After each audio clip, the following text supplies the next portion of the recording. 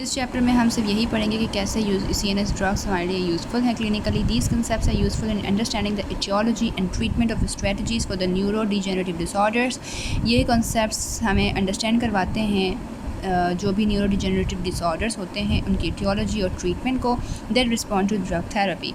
मतलब कि जो हमारे डिसऑर्डर्स की ट्रीटमेंट हम कर रहे होते हैं और फिर वो हमारे ड्रग थेरेपी का ही रिस्पॉन्स होता है, उस सब का एटियोलॉजी और ट्रीटमेंट क्या है। Parkinson's disease, Alzheimer disease, multiple sclerosis and amyotrophic lateral sclerosis. Amyotrophic lateral sclerosis, ये सारे कुछ डिजीज़ हैं जिसकी हम ड्रग थेरेपी करते हैं, उसकी एटियोलॉजी और ट्रीटमेंट हम समझते हैं इस चैप्टर में। Neuro transmission in the CNS। The basic functioning of neurons in the CNS is similar to that of autonomic nervous system। अब जो भी फंक्शन है न्यूरॉन्स का सेंट्रल नर्वस सिस्टम में वो बिल्कुल ऑटोनॉमिक नर्वस सिस्टम ही जैसा है, ठीक है। मतलब कि न्यूरॉन्स के फंक्शंस जो CNS में हैं वो ANS जैसे हैं। For example transmission of information in both the CNS and in periphery involves. अब जो भी ट्रांसमिशन हो रही होती है इंफॉर्मेशन की CNS में या पेरिफेरी में, उसमें क्या कुछ आ जाता है, release of neurotransmitters that diffuse across the synaptic cleft to bind to the specific receptors on the post synaptic neurons. उसमें आ जाता है कि न्यूरोट्रांसमीटर्स रिलीज़ होते हैं, फिर वो डिफ्यूज़ होकर जाते हैं सिनेप्टिक क्लव से और जाके पोस्ट सिनेप्टिक न्यूरॉन्स के स्पेसिफिक रिसेप्टर से बाइंड हो जाते हैं। In both systems the recognition of the neurotransmitter by the membrane receptor of the post synaptic neuron triggers.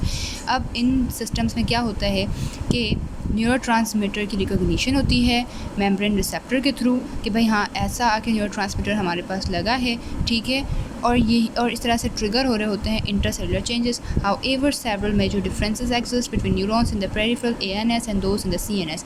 जबकि बहुत से डिफरेंसेस पाए जाते हैं उन न्यूरॉन्स में जो हमारे पास ANS में पाए जाते हैं और जो CNS में पाए जाते हैं। The circuitry of the CNS is more complex than that of ANS and the number of synapses in the CNS is far greater।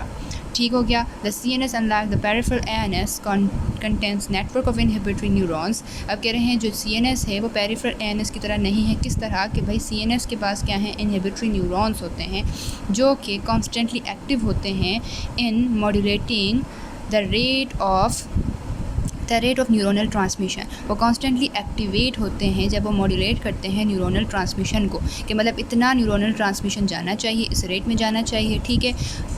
तो कह रहे हैं कि CNS इस तरह से ANS से अलग हो जाता है। क्यों? क्योंकि एक तो उनके पास इनहिबिटरी न्यूरॉन्स हैं जो कि कॉन्स्टेंटली एक्टिव होते हैं कि इतना रेट में न्यूरोनल ट्रांसमिशन होना चाहिए, ठीक है। In addition CNS communicates through the use of multiple neurotransmitters. दूसरा CNS कम्युनिकेट कैसे करता है, न्यूरोट्रांसमीटर्स को यूज़ करके। Where is ANS uses only 2 primary neurotransmitters and these are acetylcholine and norepinephrine, ठीक है। तो मतलब हमें डिफरेंस बताया गया कि भाई CNS जो है वो ANS से कैसे अलग हो जाता है। एक तो उनके पास इनहिबिटरी न्यूरॉन्स भी होते हैं जो कि कंट्रोल करते हैं न्यूरोनल ट्रांसमिशन को। दूसरा CNS जो है वो मुख्तलिफ़ तरीक़ों से मुख्तलिफ़ न्यूरोट्रांसमीटर्स के थ्रू क्या करता है, कम्युनिकेट करता है। और ANS के पास सिर्फ 2 ही न्यूरोट्रांसमीटर्स हैं और वो क्या हैं, acetylcholine and norepinephrine. Synaptic potentials.